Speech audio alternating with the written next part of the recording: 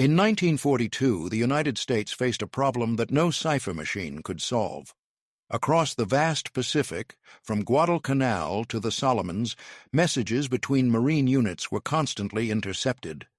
The Japanese had proven adept at breaking American codes, and every delay in communication meant more lives lost on beaches, in jungles, and aboard ships. The Marines needed a system that was fast, secure, and unbreakable. Something that didn't rely on machines, cables, or the clumsy encryption charts that took minutes to process while men died waiting for orders. The solution would come not from a laboratory or intelligence bureau, but from the deserts of the American Southwest. There, among the mesas and red stone of Navajo Nation, lived a people whose language was so complex, tonal, and unwritten that few outside their community could even begin to understand it. It had no formal alphabet, no linguistic parallels, and its syntax defied direct translation into English. To military ears, it sounded like an indecipherable chant, exactly what the Marines needed. The idea came from a civilian named Philip Johnston, the son of missionaries who had grown up among the Navajo and spoke their language fluently. Having served in World War I, Johnston understood the need for secure communications and proposed to the Marine Corps that Navajo could be used as a living code. At first, the idea sounded absurd, a spoken code, but the Marines tested it. In a demonstration at Camp Elliott in early 1942, 4 Navajo men translated English military messages into their language and back again faster than any code machine could handle.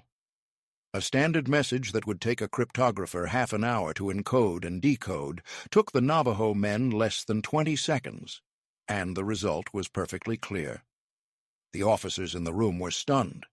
The Marine Corps approved the idea, and the first group of 29 Navajo recruits arrived at Camp Pendleton in May 1942. They were young, many barely out of high school. Most of them had never left the reservation. They came from a world of sheep herding, canyon winds, and sacred ceremonies, and suddenly found themselves training to be part of one of the most secret military programs in the world. Their task was not only to speak, but to create a code within their own language. Military terms had no equivalence in Navajo, so they built metaphors. A fighter plane became a hummingbird, a battleship was whale, a tank was turtle. The word for bomb became egg, and Germany was translated as iron hat. The entire code, over 400 terms, was committed to memory. Nothing was written down. If captured, they could reveal nothing. By late 1942, the first Navajo Code Talkers were deployed to Guadalcanal. Their performance shocked commanders. Messages that once took hours to encrypt were now moving through the air in seconds. The Japanese listened, but they could make no sense of it. It wasn't Morse, it wasn't encryption, and no linguist they had could identify the sound patterns. The enemy language was alive, fast, fluid, human. Over the next 2 years, Navajo Code Talkers spread through the Pacific: Bougainville, Tarawa, Saipan, Guam, Peleliu. At every battle they worked in pairs, one speaking into the radio, the other writing down and relaying the decoded English. Under fire, covered in mud, surrounded by chaos, they became the voice of coordination between air, land, and sea. The success of the code was absolute. By 1944, the Marine Corps had over 400 Navajo Code Talkers. None of their transmissions were ever broken. The system was so effective that even within the U.S. military, few outside the Marine divisions knew how it worked. Yet, for all their skill, the Code Talkers remained invisible. They wore no special insignia. They carried rifles like any other Marine. In battle, they were often mistaken for enemy scouts, and more than once they were nearly shot by their own side until officers intervened. In the early months of 1945, the Marines prepared for the largest and bloodiest amphibious assault yet, Iwo Jima. The island, a small speck of volcanic rock halfway between Saipan and Tokyo, was vital. Its airfields could serve as emergency landing strips for B-29 bombers bombing Japan, but the Japanese had fortified it into a fortress of tunnels, bunkers, and artillery. Intelligence predicted it would take a week to capture. It would take over a month. As the invasion force assembled, 23 Navajo Code Talkers were assigned among the 4th and 5th Marine Divisions, one team per regiment. They would serve as the voice of command between the beach, the ships offshore, and the advancing units on the island. Their orders were simple: maintain constant communication, no matter the cost. On February 19, 1945, before dawn, 450 American ships surrounded Iwo Jima. The sea boiled with bombardment. More than 8 million pounds of shells and rockets rained onto the island. Yet when the Marines landed, the Japanese did not fire. They waited underground. Only after the beaches were crowded with men and equipment did the enemy open up with artillery and machine guns from hidden positions. Within minutes, the landing turned into chaos. Radio traffic filled with desperate calls, units pinned down, tanks destroyed, lines cut. Amid the confusion, the Navajo Code Talkers went to work. While other radio operators struggled with lengthy encryption protocols, the Navajo teams transmitted vital orders instantly: coordinates, reinforcements, artillery adjustments, air support. Within those first critical hours, their speed kept the invasion from collapsing under its own confusion. The landing on Iwo Jima was unlike anything the Marines had faced before. The black volcanic sand swallowed boots, jammed weapons, and made digging impossible.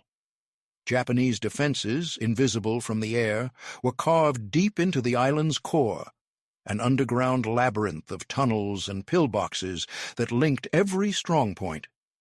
From hidden gunports on Mount Suribachi, artillery zeroed in on the beaches, tearing apart landing craft and supply trucks.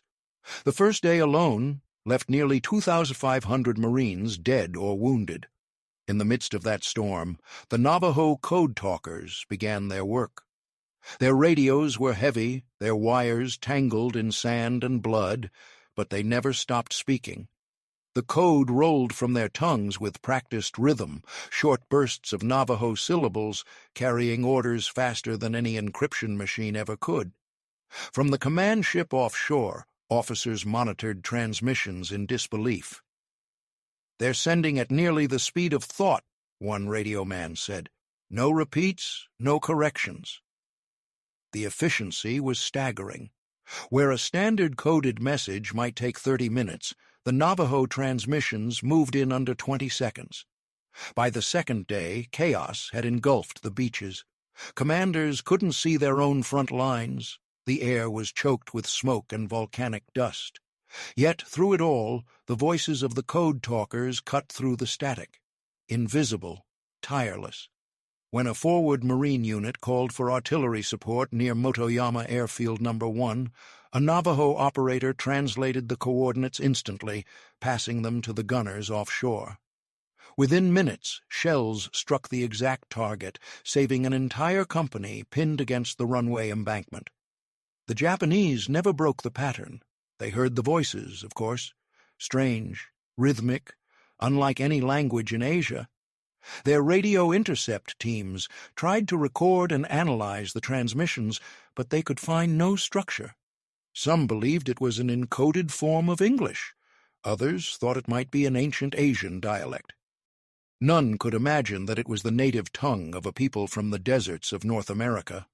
Among the Code Talkers on Iwo Jima was Private First Class Joe Hostine Kelwood, who later recalled, "It was chaos. We were moving, talking, ducking shells. I could hear other Navajos on the net, and I knew we were everywhere, on the beaches, in the foxholes, in the command posts. We just kept talking." Their voices became the invisible chain linking the invasion. In the first 48 hours, Navajo teams transmitted hundreds of messages, coordinates for supplies, casualty reports, requests for naval bombardments, and situation updates. Every single message reached its destination without a single decoding error. As the Marines fought inch by inch toward Suribachi, the Code Talkers carried their radios on their backs through ash, craters, and smoke. They often worked exposed, with snipers firing from hidden caves. When units became separated or surrounded, it was the Code Talkers who restored communication. They crawled through shell holes, laid lines under fire, and kept transmitting as long as the radios worked. By the fourth day, Mount Suribachi loomed over the landing zones like a jagged tooth. Capturing it was essential. As long as the mountains stood in enemy hands, every inch of beach remained under threat. On February 23rd, the 28th, Marines began their assault up its slopes. Among them, at the base, Navajo Code Talkers relayed constant updates to the command ships offshore. It was one of those transmissions, Suribachi secured, that preceded one of the most iconic images in history: 6 Marines raising the American flag atop the mountain. But behind that moment, beneath the noise and heroism, was the unbroken voice of the Navajo network, ensuring that every unit, every bombardment, every reinforcement came at the right time and place. The battle, however, was far from over. The interior of Iwo Jima was a maze of tunnels, bunkers, and hidden artillery. The Japanese commander, General Tadamichi Kuribayashi, had ordered his men to fight to the last. Each cave had to be cleared one by one, often with flamethrowers and grenades. For the Marines, it was a nightmare of close-quarters combat. Still, the radios kept alive the flow of coordination. In the 5th Marine Division, Code Talkers like Corporal Henry Bake and Private Joe Wilson relayed fire missions so quickly that gunners began to rely solely on Navajo transmissions. "They were faster than the code books, faster than we could write," one artillery officer said. As days turned to weeks, the toll mounted.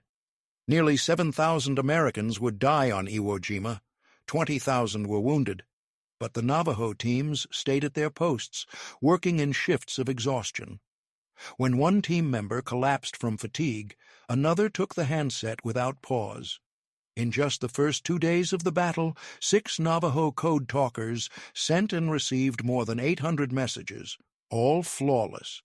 Marine Major Howard Connor, the 5th Division's signal officer, later said, "Were it not for the Navajos, the Marines would never have taken Iwo Jima."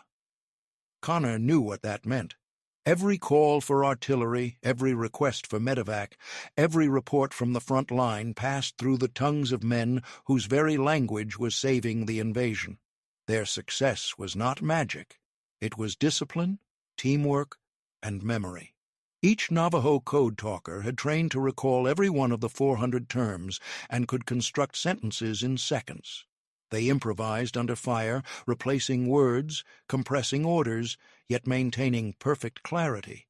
Their voices carried across miles of open sea, through interference and chaos, yet they never faltered.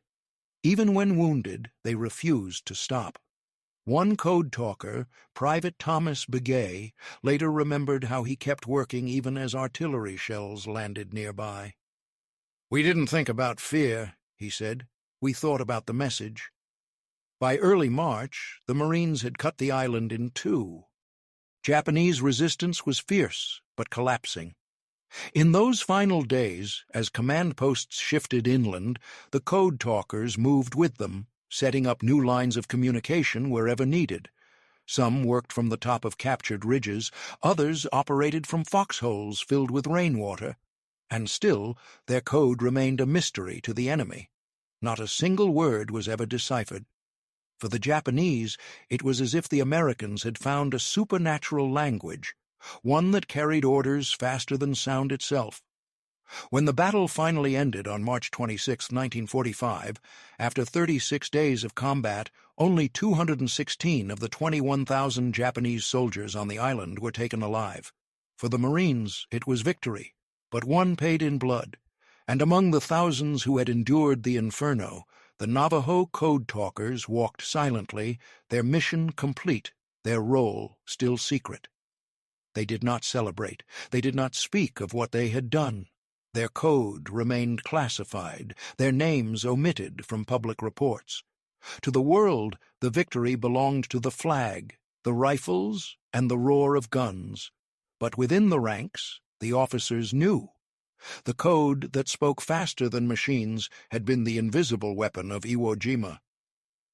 When Iwo Jima was declared secure, the island was little more than shattered rock and twisted steel. The air reeked of sulfur and death.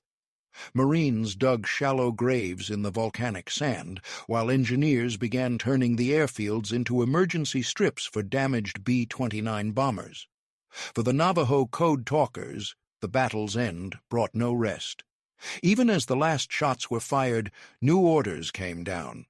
Prepare for the next invasion, Okinawa. The war in the Pacific was not over. The Japanese mainland still lay ahead, and the casualty lists from Iwo Jima had terrified planners.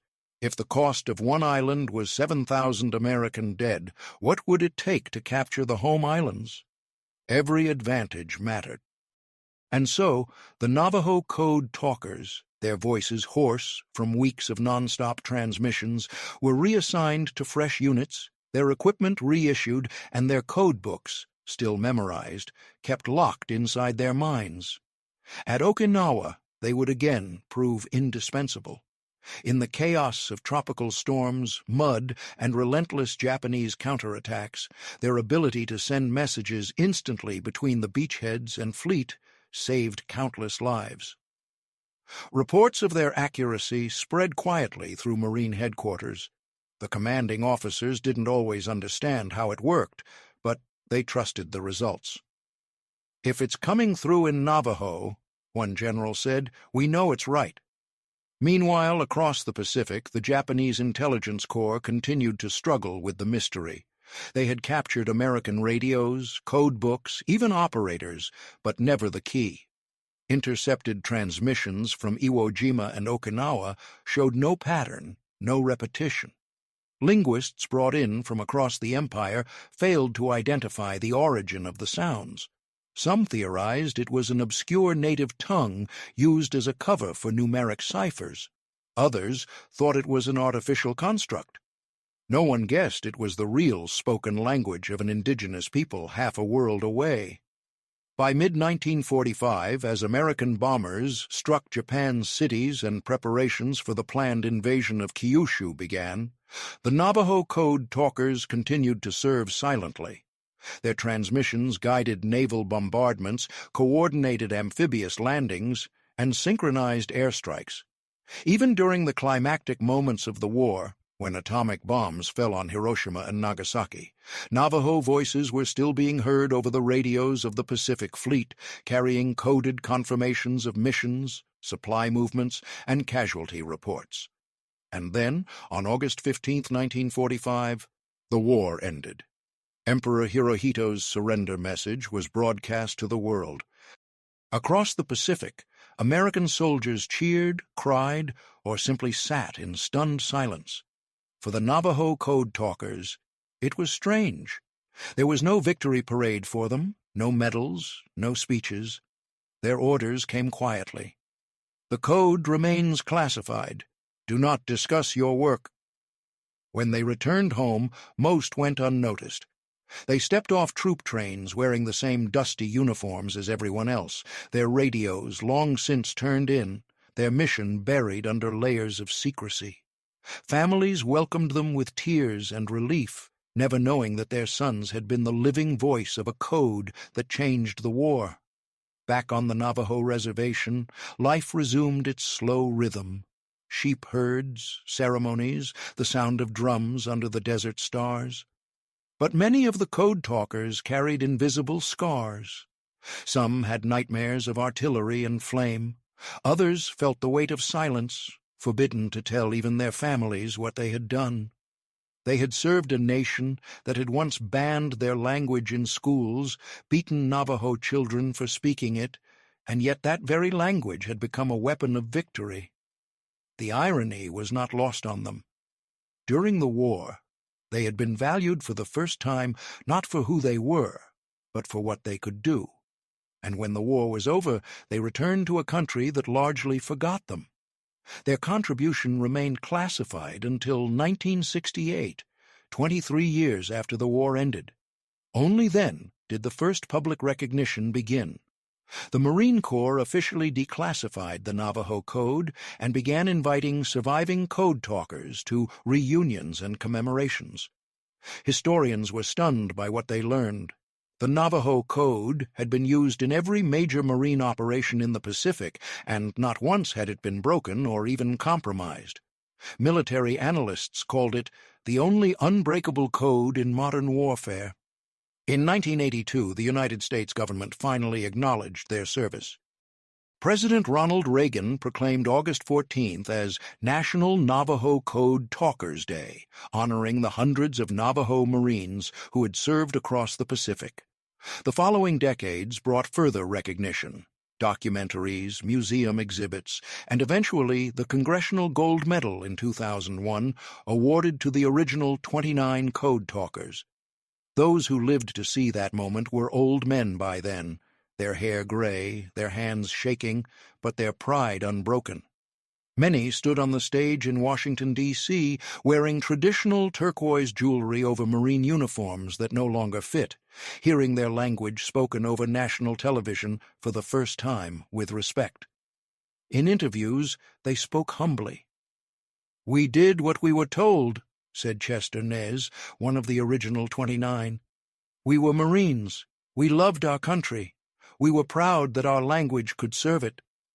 Another veteran, Samuel Sandoval, said, "When we were told not to speak Navajo as kids, they said it was useless. In the war, it saved thousands of lives. That's what I remember." Their legacy extended beyond history books. The Navajo Code became a symbol, not only of ingenuity and military triumph, but of cultural survival. A language once suppressed had proven indispensable in humanity's most destructive war. In classrooms across America, children learned how metaphors like chicken hawk for dive bomber and turtle for tank had confused Japanese cryptographers. In museums, visitors could hear recordings of real transmissions, a fluid, rhythmic sound that carried the pulse of the Pacific battles. But perhaps the most remarkable aspect of their story remains its purity. The code was never written down, never broken, and never betrayed. It existed entirely in memory, passed from one Navajo Marine to another, each carrying fragments of an unbreakable secret. Today, few of those men are still alive. Those who are often sit quietly at veterans' gatherings, speaking softly in Navajo to one another, switching back to English when others draw near. They carry the same modest pride as they did in 1945. Their medals shine, but their humility shines brighter. In the end, their achievement was more than military. It was poetic justice. The same language once banned in schools became the instrument of America's victory. The same words once dismissed as primitive became the key to breaking the enemy's grip. At Iwo Jima, on that black volcanic island where 7,000 Marines fell, 6 Navajo Code Talkers sent and received over 800 flawless messages in 48 hours, messages that turned chaos into coordination, defeat into victory. They spoke faster than machines, clearer than encryption, and with a strength rooted in centuries of tradition. Major Howard Connor's words still echo through Marine Corps history. Were it not for the Navajos, the Marines would never have taken Iwo Jima. It was more than praise. It was truth. And so, the story of the Navajo Code Talkers stands as one of the most extraordinary chapters of World War II, a story not of weapons or generals, but of language, memory, and the human voice. A code made of culture, a victory made of words, a silence that spoke faster than any machine. When the guns finally fell silent on Iwo Jima, the Code Talkers packed their radios and notebooks into canvas bags, their voices hoarse from days of endless transmissions. They had sent and received hundreds of messages without a single error, but there was no celebration. Around them lay the evidence of victory and its price. The island was secure, yet the air still carried the metallic scent of war. Many of the Navajo men stayed behind to assist in the next operation, Okinawa, where the code would again prove essential in coordinating the sprawling invasion. There, too, their precision saved lives, guiding naval bombardments, calling for supplies, and warning of ambushes before they formed. But when the war ended, their story was not told. They returned home quietly, carrying medals in unmarked boxes and secrets they were forbidden to share. The code they had created, the one that helped win the Pacific, remained classified.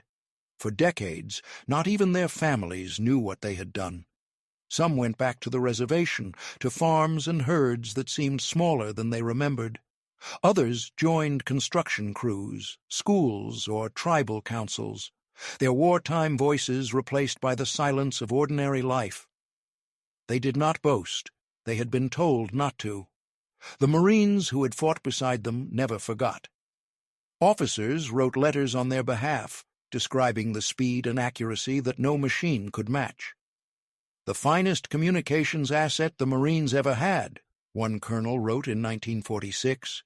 Yet the nation moved on. The atomic age began, and the Navajo language, the unbreakable cipher that had carried entire divisions through battle, slipped back into obscurity. In the 1960s, as new wars flared and technology advanced, the military briefly considered reactivating the code. It was still secure. No one outside the original circle had ever cracked it. But times had changed. Computers had arrived. The human voice, no matter how perfect, was no longer the backbone of command. The code talkers aged quietly, their service still hidden beneath the weight of secrecy. Then, in 1968, the government finally declassified the Navajo Code. The story surfaced like a long-buried signal breaking through static. Newspapers began printing their names, and television crews traveled to the Southwest to meet the men who had spoken in a language no enemy could decipher. For the first time, the world learned that during Iwo Jima alone, they had sent over 800 flawless messages, faster than any encryption system in existence. The Marine Corps publicly acknowledged that without them, victory would have cost far more lives. Recognition came slowly. In 1982, President Ronald Reagan proclaimed August 14th as National Navajo Code Talkers Day, honoring their contribution to the Allied victory. 40 years after the battle, the surviving men stood once more in uniform, older, quieter, their faces carved by sun and time. They spoke modestly to reporters, saying they had simply done their duty. But among them there was pride. Not for medals or fame, but for the survival of their language, which had carried them through war and into history. In 2001, the last of the original 29 received the Congressional Gold Medal, the highest civilian honor the United States could give. Those who had passed were remembered by their families, who held the medals in their stead. The ceremony was solemn, the air filled with the same reverence once reserved for battlefield prayers. One of the surviving code talkers, when asked how it felt to be honored so late, smiled gently and said, "We always knew the code worked. Now the world knows too." Today, the memory of the Navajo Code Talkers endures in museums, schools, and stories told by their grandchildren. On Iwo Jima, a plaque stands where the first messages were sent, facing the sea they once watched for ships and smoke. The island is quiet now. The static is gone. But in the whisper of the wind across the volcanic sand, one can almost hear their voices, steady, calm, unbroken, carrying messages through time. Their legacy is more than a tale of war. It is proof that language, the heartbeat of a people, can be mightier than any weapon. When machines failed and codes broke, it was human speech, born of tradition and memory, that turned chaos into coordination, fear into communication, and death into survival. The Navajo Code Talkers spoke faster than encryption, clearer than radios, and truer than history itself. And though they called it a code, it was never truly one. It was a living language, alive then, alive now, that carried not only orders, but the spirit of a nation within every word.